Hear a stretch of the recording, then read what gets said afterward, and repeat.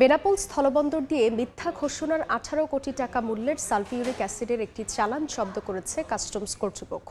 শুল্ক ফাঁকি দিয়ে চালানটি বন্দর থেকে খালাসের চেষ্টা করছিল সিএনএফ এজেন্ট মোশাররফ ট্রেডিং। বিস্তারিত জানাতে বেনাপোল বন্দরে আছেন রিপোর্টার আজিজুল হক, সরাসরি যাচ্ছি তার কাছে।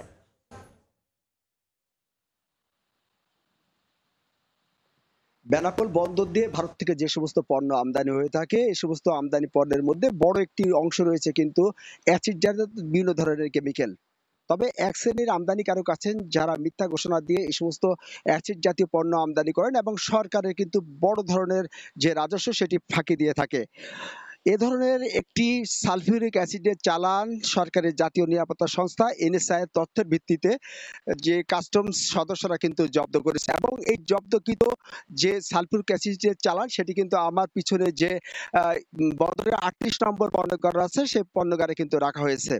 প্রাথমিকভাবে আমরা এনএসআই, কাস্টমস এবং বন্দরের তথ্যের ভিত্তিতে যেটি জানতে পেরেছি যে আমদানিকারক রিভ লেদার ভারত থেকে গত 22শে June 16.5 metric ton formic acid নামে একটি চালান আমদানি করেন। এ সময় যে জাতীয় গোয়েন্দা সংস্থা এনএসআই এর কাছে গোপন সংবাদ আসে যে এটি ফরমিক অ্যাসিড নাম ব্যবহার করে সালফিউরিক অ্যাসিড আমদানি করা হয়েছে এবং এই যে এনএসআই হয় কিন্তু এই চালানটি জব্দ করা হয়েছে।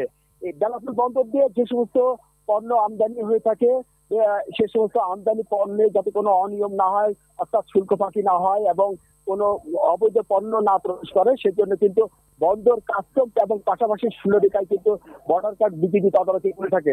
তবে আমরা দেখতে পেয়েছি সম্প্রতি এই শুল্ক ফাঁকি রোধে কিন্তু সরকারের যে জাতীয় গোয়েন্দা সংস্থা এনএসআই তারা কিন্তু তদারকি শুরু করেছেন এবং তাদের এই তদারকির কারণে কিন্তু তবে আমরা দেখতে পাচ্ছি সম্প্রতি এই শুল্ক ফাঁকি রোধে কিন্তু সরকার যে জাতীয় গোয়েন্দা সংস্থা এনেছে তারা কিন্তু তদারকি শুরু করেছেন এবং তাদের এই তদারকির কারণে কিন্তু যে সমস্ত অবৈধ পণ্য চালান আমরা দেখতে পেয়েছি যে কাস্টমস কর্তৃপক্ষ যেটি শনাক্ত করতে ব্যর্থ হয়েছে সেখানে কিন্তু এই এনএসআই সদস্যরা তারা এই সমস্ত চালান কিন্তু শনাক্ত করছেন এবং সরকারের যে বড় ধরনের রাজস্ব আয় সেই আয়ে কিন্তু তারা ভূমিকা থেকে যে মিথ্যা ঘোষণা যে 18 কোটি টাকা মূল্যের এই অ্যাসিডের চালান জব্দ করেছে কাস্টম।